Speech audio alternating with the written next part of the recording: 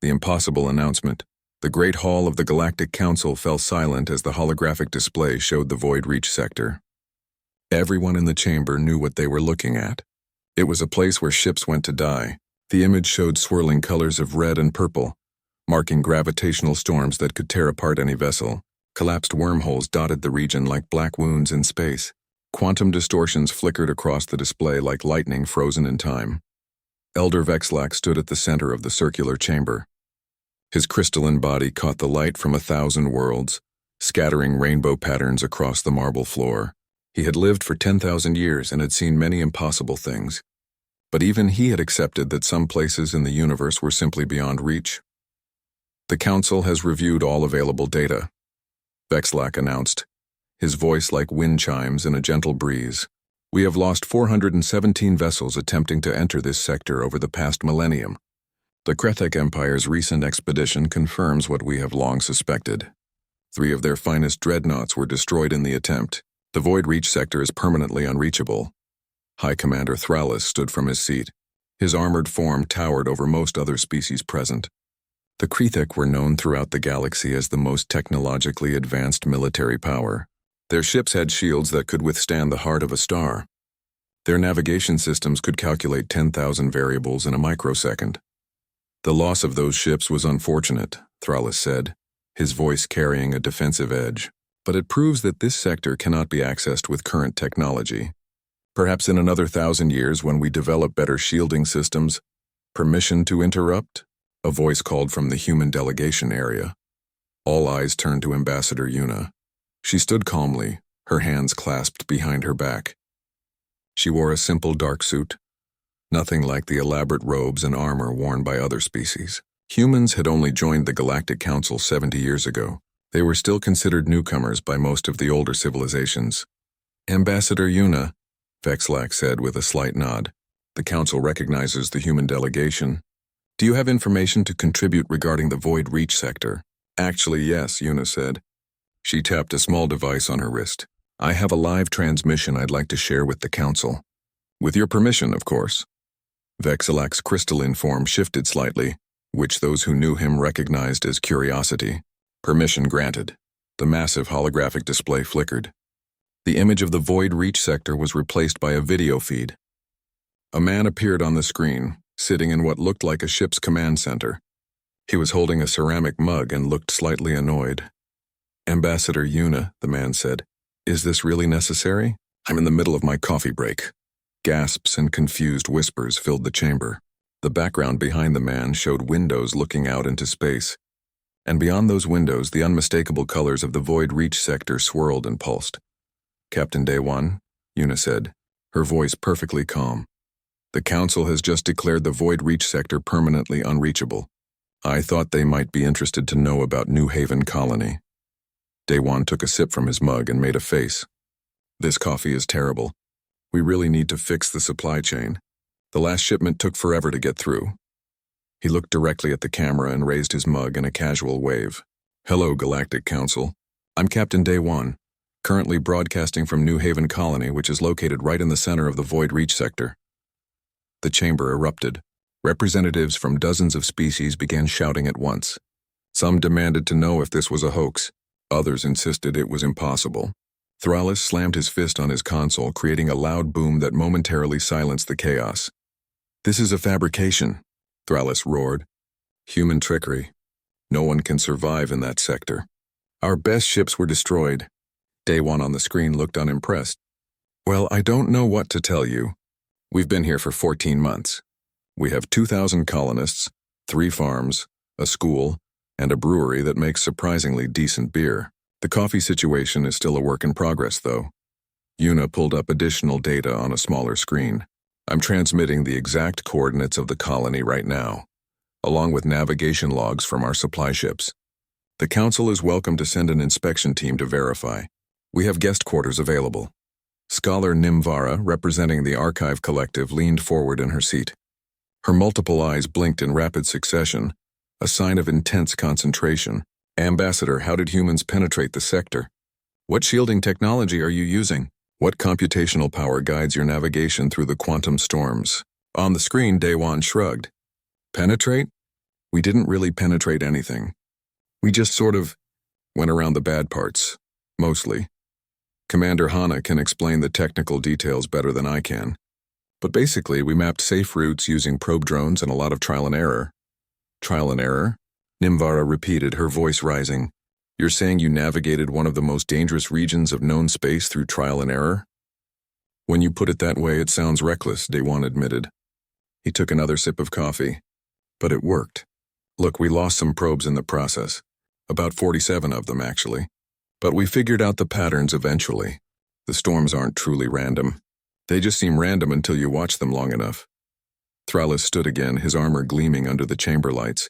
This is unacceptable. If this is true, you have endangered your own people with primitive methods. You have no right to claim territory in a sector the Council declared off limits. We didn't claim anything, Yuna interjected smoothly.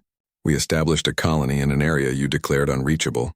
By the Council's own laws, unreachable sectors fall outside territorial jurisdiction. And as for endangering our people, every single colonist volunteered knowing the risks. Vexilak had remained silent throughout the exchange. Now he spoke, his voice cutting through the noise. Captain Daewon, how many casualties did your colony suffer during establishment? Daewon's expression became more serious. 12 people died in accidents during the first 6 months. Construction incidents mostly. One ship crashed during a particularly bad storm. We remember each of them. But for context, Elder Vexilak, that's roughly the same casualty rate as any other human colony during initial establishment. The chamber fell silent again. Everyone was processing what they had just heard. Humans had done the impossible, not with superior technology or perfect calculations, but with an approach that most advanced civilizations had abandoned millennia ago. They had simply tried, failed, learned, and tried again. Yuna let the silence stretch for a moment before speaking. The Council is welcome to send representatives to visit New Haven Colony. We're happy to share our navigation data and establishment procedures. Inspection teams can depart at their convenience. We will definitely be sending a team, Vexilak said finally. His crystalline body shifted, creating soft musical notes. And I believe I will join them personally. It has been a long time since I witnessed something truly unexpected.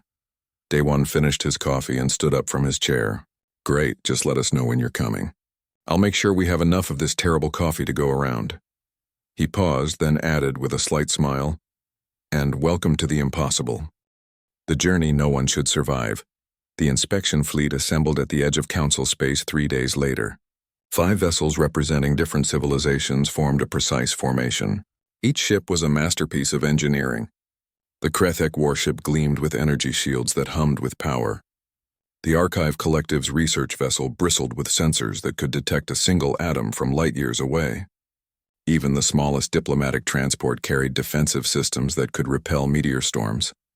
And then there was the human ship. Scholar Nimvara stared at her sensors in disbelief. The human vessel approaching their position was old. Not old in the way some ceremonial ships were old, maintained perfectly as symbols. This ship was actually genuinely old. Her scanners estimated it had been in service for at least 3 centuries. That cannot be their escort vessel, Nimvara muttered, her multiple eyes blinking rapidly. Tell me that is not their escort vessel. I'm afraid it is, her assistant replied. It's broadcasting identification codes. The ship's name is the Persistent Optimist.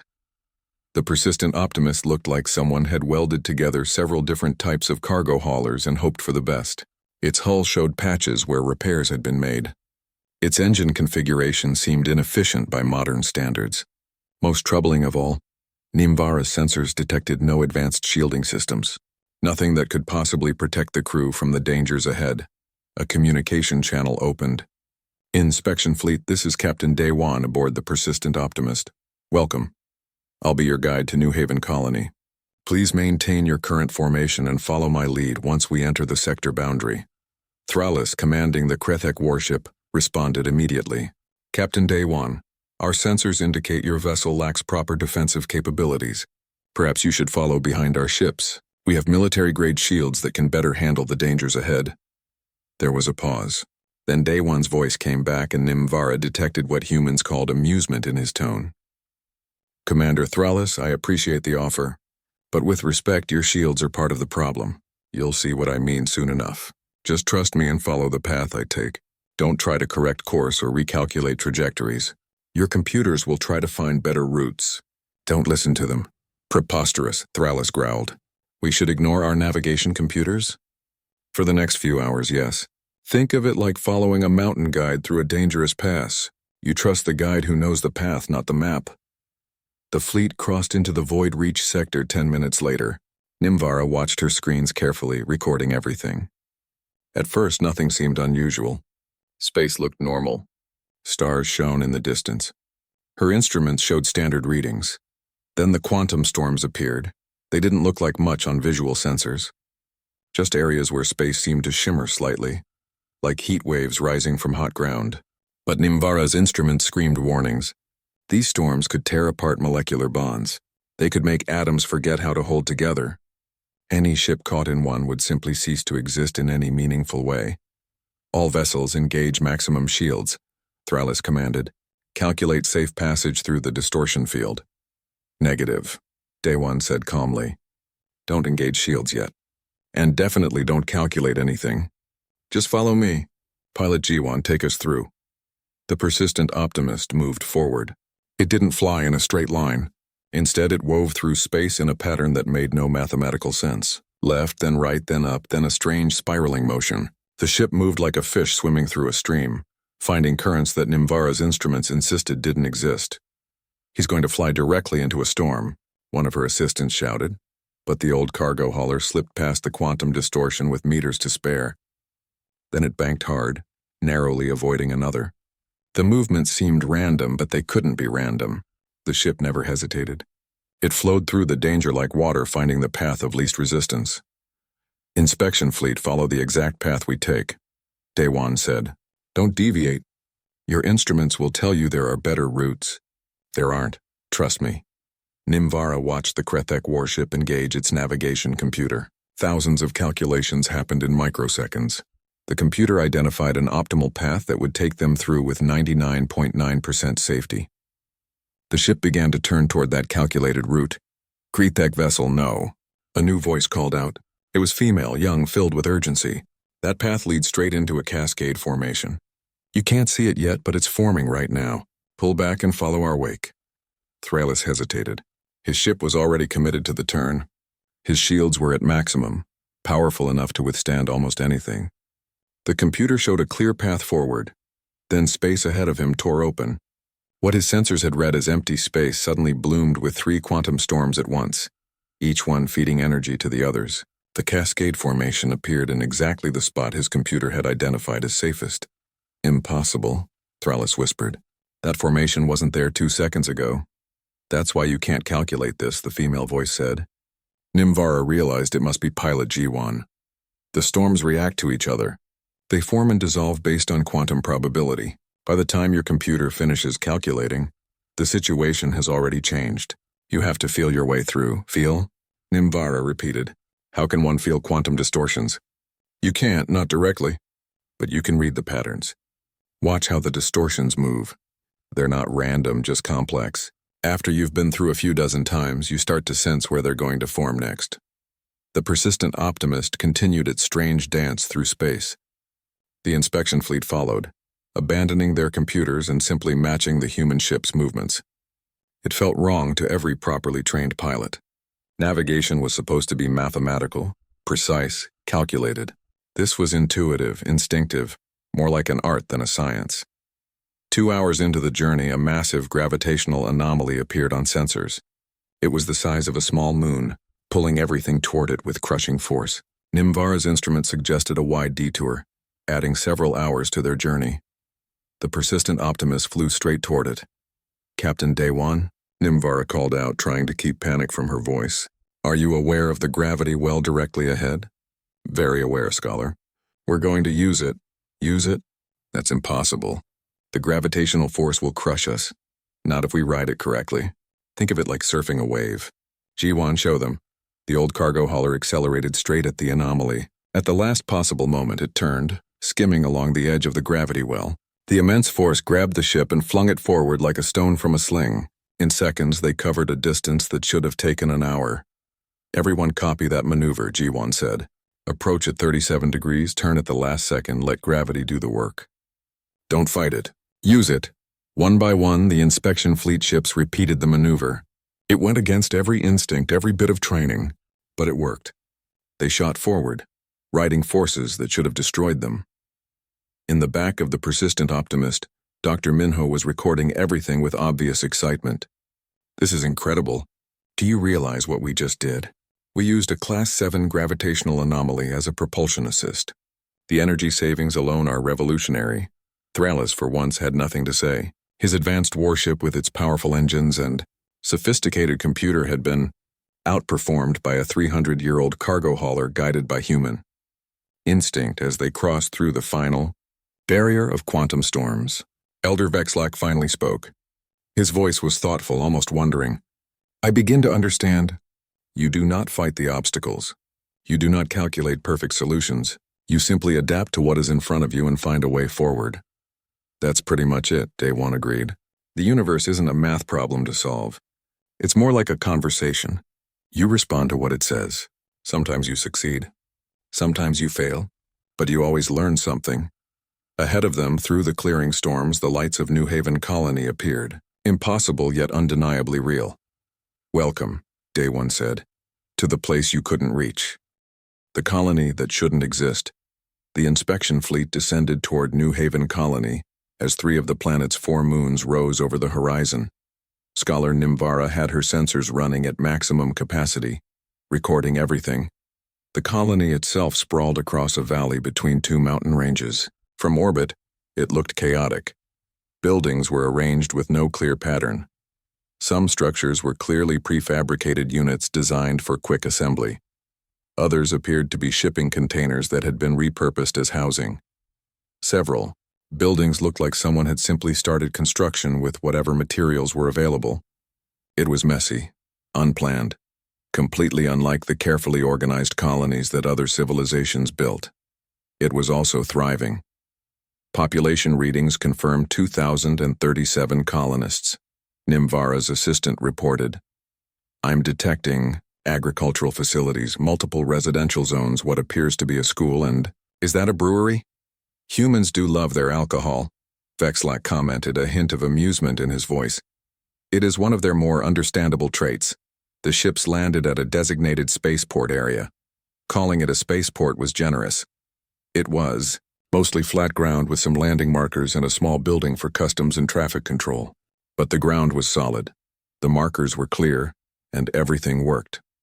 Captain Day One met them at the landing pad. He wore a casual jacket over a simple shirt, looking more like a farmer than a ship captain. Beside him stood Commander Hana, a woman with sharp eyes and an easy smile. She carried a data pad and looked eager to show off their work. Welcome to New Haven, Day One said, shaking hands with each representative. I apologize for the appearance. We've been focused more on function than form. Pretty can come later.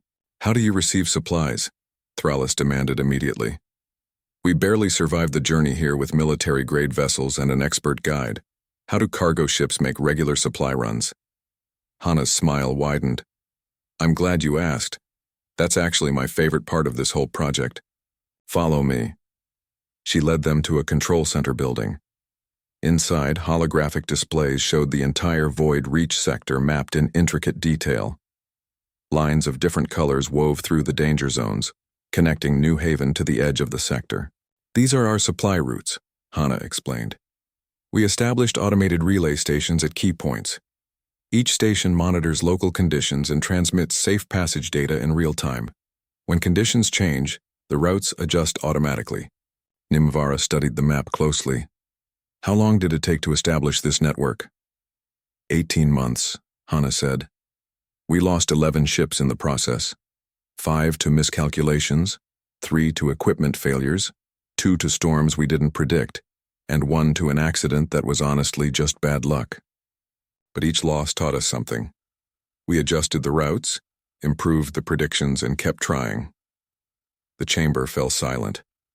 11 ships lost.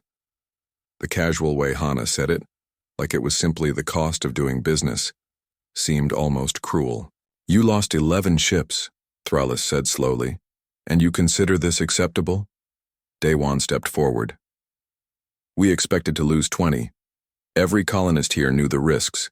Every supply pilot volunteers for these runs. We take every precaution we can, but we accept that some things are dangerous.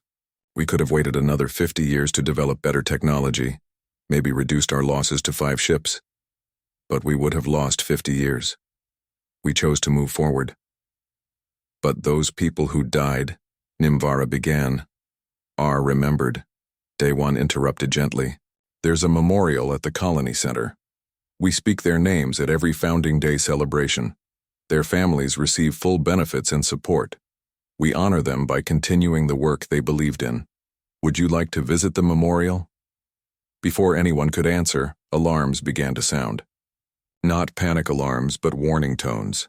Colonists on the street outside began moving quickly but calmly toward buildings. Quantum storm incoming, Hana announced, checking her datapad. A small one. Should pass in about 20 minutes. We need to get to a shelter. The inspection team was rushed to a reinforced building near the control center. Through windows they could see the sky beginning to shimmer. The air itself seemed to vibrate. Thrallus immediately engaged his personal shield generator. Other representatives activated their own protective equipment. The human colonists simply sat down and waited. Should you not be taking precautions? Nimvara asked, her voice tight with concern. The building is shielded, Daewon explained. Simple electromagnetic barriers, nothing fancy. They disperse most of the quantum effects. We've weathered dozens of these storms. As long as you're inside, you're safe enough. Safe enough? Thrallus repeated. What kind of safety standard is safe enough? A young human woman with dirt on her hands and work clothes laughed. Her name tag identified her as Sora, agricultural specialist. Safe enough means we haven't lost anyone to a storm in 8 months. The shields work. They're not perfect, but they don't need to be perfect. They just need to be good enough.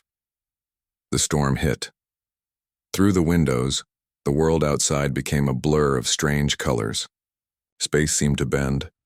Light moved in directions that should not exist. Nimvara's sensors went crazy, detecting impossible readings.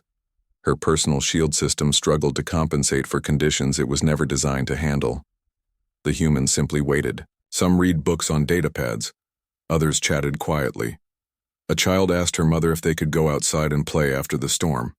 The mother said yes, but to stay away from the northern fields because they were still planting. 23 minutes later, the storm passed. The alarms gave an all-clear signal. Colonists emerged from buildings and returned to whatever they had been doing before. A school class that had been in the middle of outdoor exercise simply continued their lesson where they left off. You just go back to normal? Nimvara asked, stunned. That storm could have killed everyone here. But it didn't, Sora said with a shrug. We have good warning systems and good shelters. These storms are dangerous if you're careless, but they're predictable enough if you pay attention. Everything is dangerous if you do it wrong. These storms are just one more thing we work around. Vexilak had been silent throughout the storm, observing everything. Now he spoke, his voice carrying a weight that silenced everyone else. Captain Daewon, I must ask a direct question. How many colonists died establishing this settlement? Daewon met his gaze steadily. 12 people, Elder Vexilak. 7 in construction accidents. 3 in a vehicle crash during the first month when we were still learning the terrain, and 2 from medical complications that we couldn't treat in time. Our medical facilities were still being set up. 12 people, Vexilak repeated, out of 2,000 colonists over 14 months. That's correct. And how does this compare to other human colony establishments? It's slightly below average, actually. Most colonies lose 15 to 20 people in the first year. We were careful. Thrallus looked like he wanted to argue, but he had no response. 12 deaths from accidents and medical issues was actually a better safety record than most colony establishments. The humans had reached an unreachable sector and built a functioning colony with fewer casualties than a normal colony construction project. I do not understand, Nimvara admitted. We have better technology, better shields, better computers, better everything. Yet we failed where you succeeded. How? Hana smiled and gestured out the window at the messy, chaotic, thriving colony. You wanted perfect solutions before you started. We started with good enough and improved as we went. You calculated every risk and decided it was too dangerous. We calculated every risk, decided it was manageable, and took reasonable precautions. You saw a sector that was impossible to survive in. We saw a sector that was difficult but not impossible, and we wanted to be here anyway. But why? Thrallus demanded. Why take these risks? Why come to a place like this? Sora laughed again. Have you seen the waiting list for a colony slot on Mars? Or any of the other established colonies? It's 20 years long. We could wait 20 years for a safe, easy colony placement. Or we could volunteer for this and have our own place in less than 2 years. We chose this. A young boy ran past the window, chasing what looked like a ball made from scrap material. His friends followed, laughing. In the distance, workers were constructing a new building. Further out, farmers worked in fields that probably shouldn't exist in a sector this dangerous. Above it all, quantum storms swirled through space like eternal threats that the colonists had learned to simply ignore. Vexilak watched it all with his ancient eyes. You did not conquer this sector, he said finally.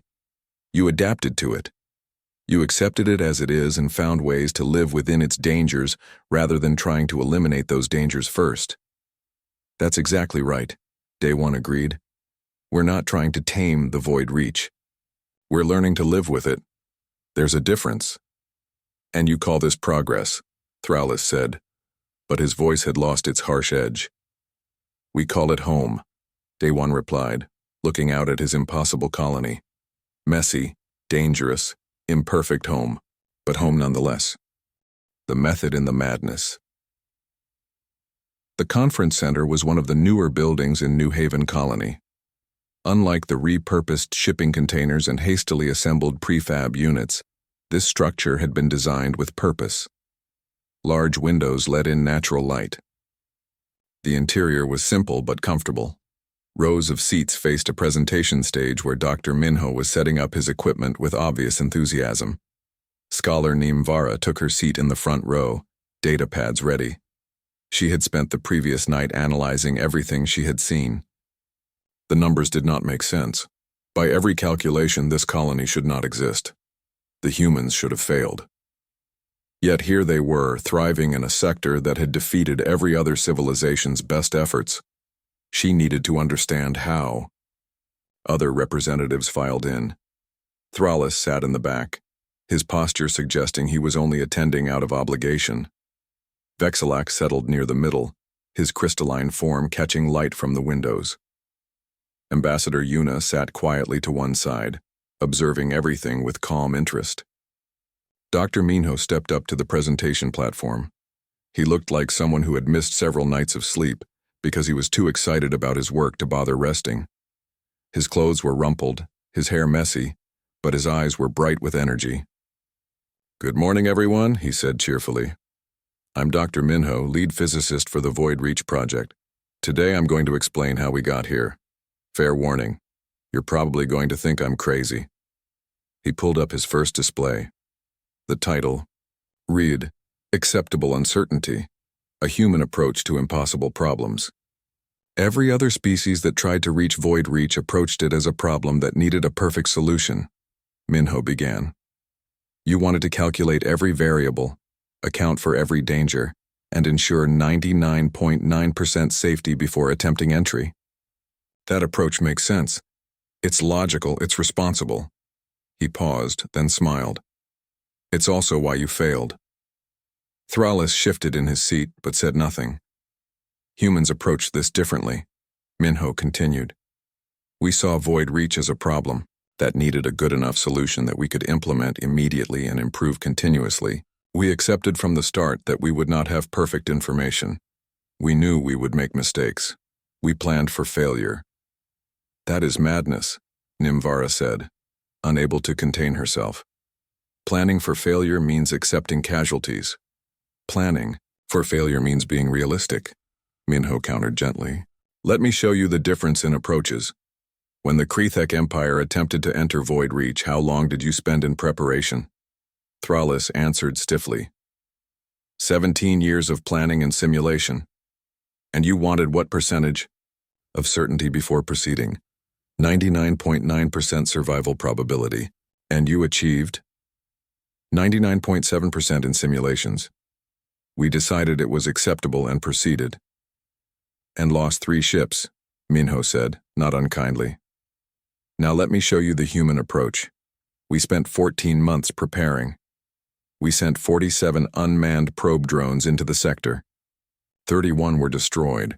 16 returned with data. We analyzed that data and determined we had approximately 60% understanding of the hazards. The alien representatives looked shocked. 60% was absurdly low. We then assembled a volunteer crew, Minho continued, and sent a manned expedition. We gave them the probe data, some basic safety guidelines, and instructions to turn back if conditions exceeded acceptable risk.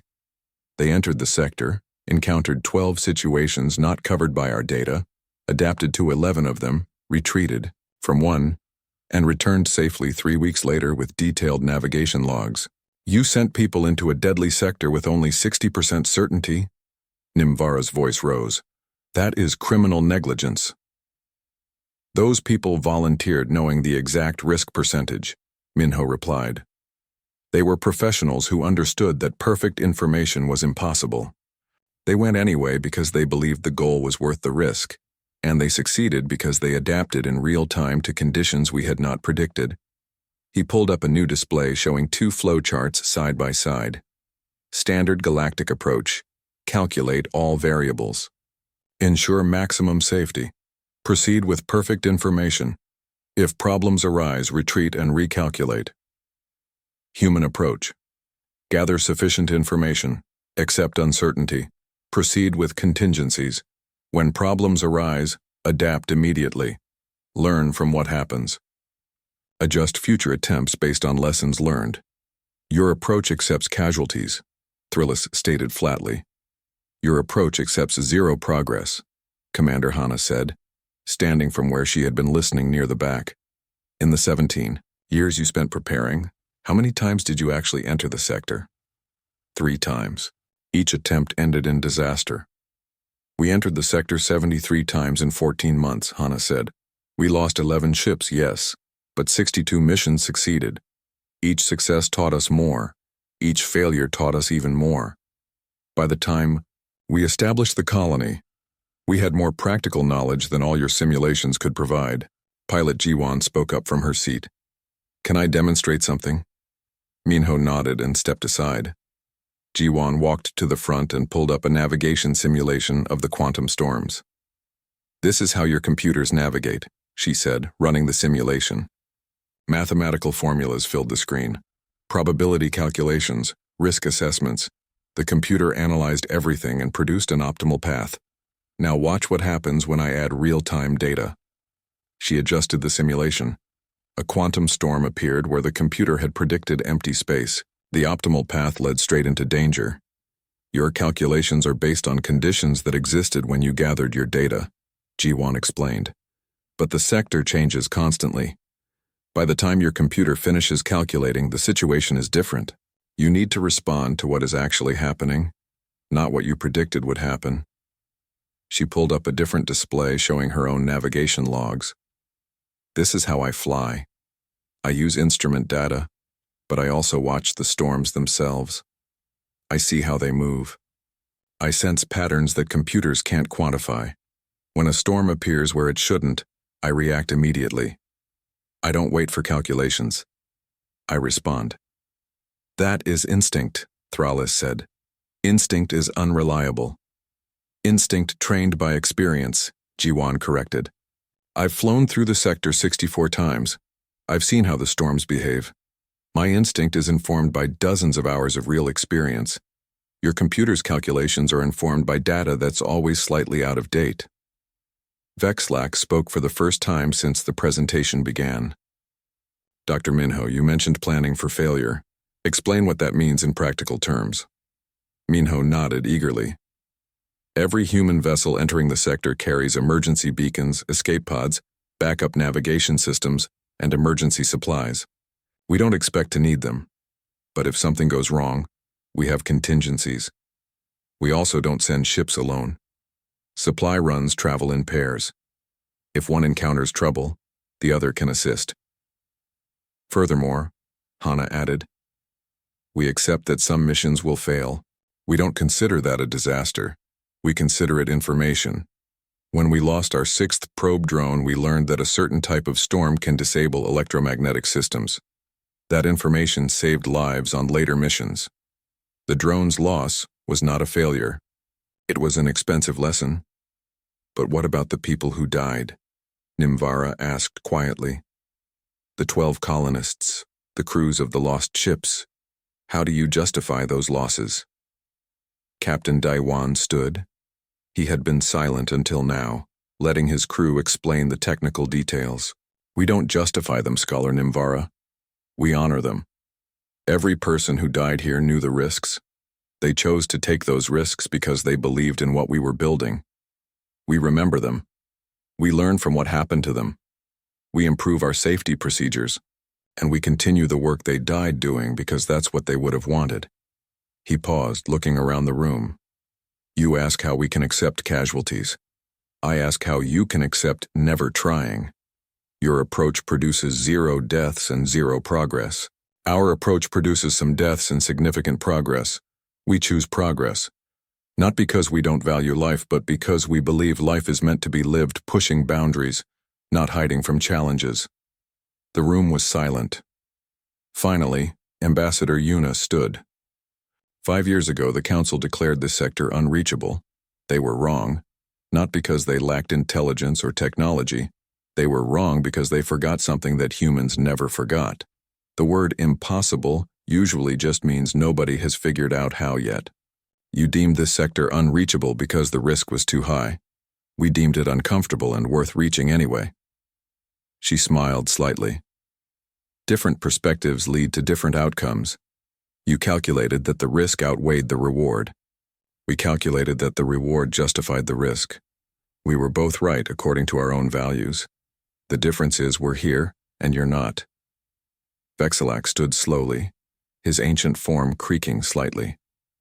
You have given me much to think about. High species is very old. We have been cautious for so long that we have forgotten how to be bold. Perhaps we have been too safe for too long. He turned to face the entire assembly.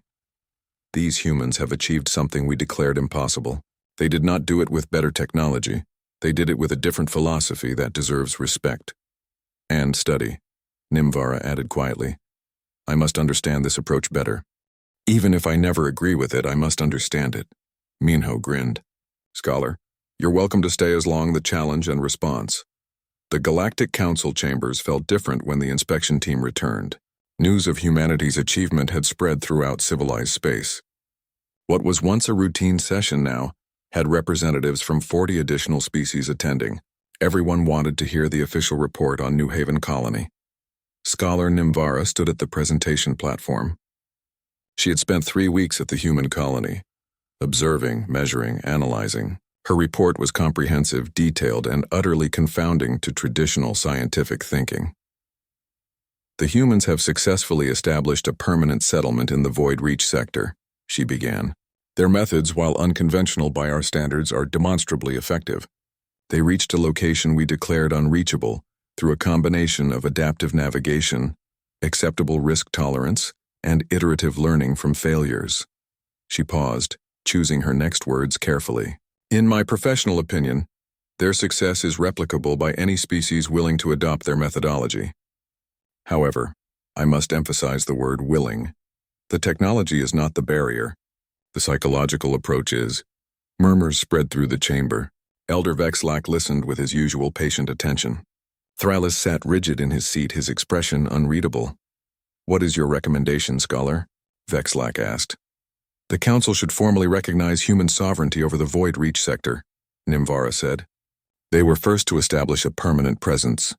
By all standard colonial law, the territory is theirs. Unacceptable, Thrallus stood abruptly. His voice boomed across the chamber. If humans can reach that sector, then so can we. The Krethik Empire does not concede territory simply because we were second to arrive.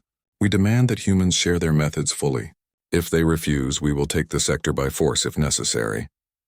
Ambassador Yuna remained seated, calm as always.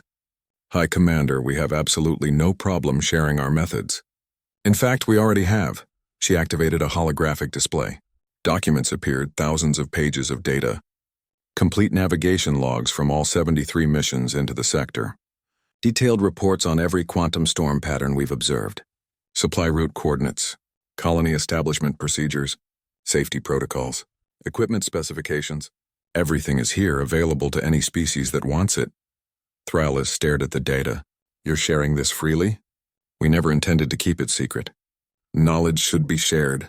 If other species want to establish their own colonies in Void Reach, we welcome neighbors. The sector is large enough for everyone. Then the Krethek Empire will establish our own colony immediately, Thralis declared. We will show that with proper military discipline and superior technology, this sector can be colonized properly. 3 weeks later, a Krethek fleet entered the Void Reach sector. They had studied all the human data. They had the navigation logs. They had mapped the safe routes. They had military-grade vessels with the most advanced shielding in the galaxy. They retreated after 5 days. Having lost 2 ships and made 0 progress toward establishing any kind of presence, the failure was embarrassing. But it was also illuminating. Scholar Nim Vara called an emergency session of the Scientific Advisory Committee. She had been studying the Krethek attempt carefully. Now she understood the problem. The data humans provided is accurate, she explained to the assembled scientists. The navigation logs are genuine. The safety protocols work, but implementing them requires something that cannot be transmitted in a document. It requires a fundamental shift in how one approaches uncertainty. She pulled up comparison videos. On one side, pilot Jiwan navigating through quantum storms. On the other, a Krethek pilot with the same navigation data attempting the same route. Watch carefully. Jiwan encounters a storm forming where her data predicted empty space. She adjusts course immediately, flowing around the danger in real time. The Krethek pilot encounters the same situation. He stops to recalculate. He verifies his instruments. He checks the discrepancy against his data. By the time he reacts, it's too late. His shields save him, but he cannot proceed. The human is not following the data, one scientist observed. She's using it as a guide, but making real-time decisions based on what she observes. Exactly, Nimvara confirmed. The data cannot account for every variation. Human pilots accept this. They use the data as a starting point and adapt as needed. Krethek pilots, trained for precision and perfect execution, struggle when the data proves incomplete. They wait for certainty that never comes. The implications spread quickly. It wasn't about technology or information. It was about the fundamental way different species approached problems. Humans were comfortable with uncertainty in a way most advanced. Civilizations had forgotten how to be. Other species attempted their own expeditions into Void Reach. A scientific team from the Archive Collective made it halfway to the colony before giving up. A merchant consortium tried to establish a trading post and lost 3 ships before abandoning the effort. A military alliance attempted a joint mission and spent 6 weeks arguing about proper protocols before even entering the sector. Only a handful of individuals succeeded. 3 aliens who volunteered to live at New Haven Colony and learn the human approach directly. They spent months training with Jiwan, learning to trust instinct over calculation. They worked with Hana, understanding that good enough now often beats perfect later. They listened to Minho's lectures on acceptable uncertainty. Slowly, they adapted. A young Krethek pilot named Tal Isk became the first non-human to successfully navigate the sector independently. He did it by essentially unlearning everything his military training had taught him about proper procedure. The hardest part, he explained in an interview that was broadcast across the galaxy, was accepting that I didn't need perfect information before acting. I had to trust that I could handle problems as they emerged, rather than preventing all problems before they occurred. That goes against everything I was taught, but it works. 6 months after the initial inspection, the Galactic Council held another session. This time the topic was not whether to recognize human sovereignty over Void Reach. That was already settled. The question now was what to do with this new understanding of how humans operated. Vexlac stood to address the assembly. The humans have shown us something important. For millennia, our civilizations have grown increasingly risk-averse. We calculate, we simulate, we ensure perfect safety before acting. This has kept us safe, but it has also made us stagnant. He gestured toward the human delegation. These people are not more intelligent than us. Their technology is often inferior to ours, but they maintain something we have lost. They remember that progress requires risk. They understand that failure is not the opposite of success but a necessary step toward it.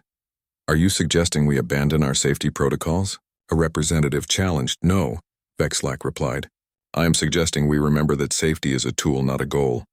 We have made it our goal to avoid all risk. Humans have made it their goal to achieve things. Accepting risk is the price of achievement.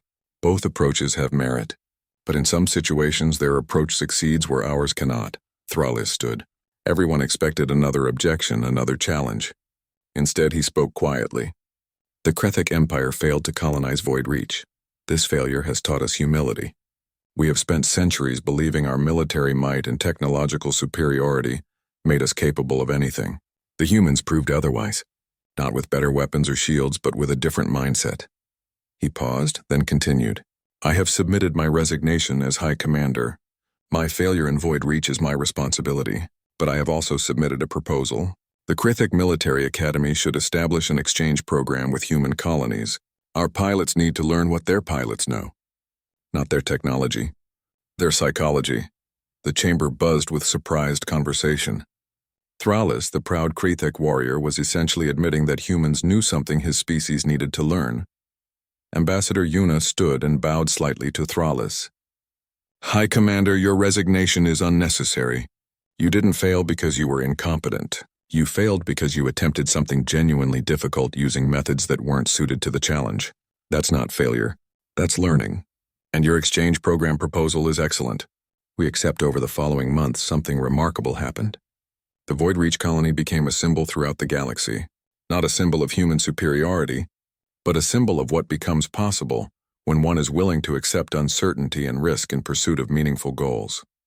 Scientists from dozens of species came to study human methods. Some stayed. Others returned home with new perspectives. 3 more unreachable sectors were accessed by joint human-alien teams using the human methodology. Progress that would have taken centuries happened in years. Scholar Nimvara wrote a book about her experiences. The Human Paradox. How accepting failure leads to success became required reading in universities across civilized space. She didn't advocate abandoning safety. She advocated balance between caution and boldness. Talisk started a training program at New Haven Colony. He taught alien pilots human-style navigation. His success rate was,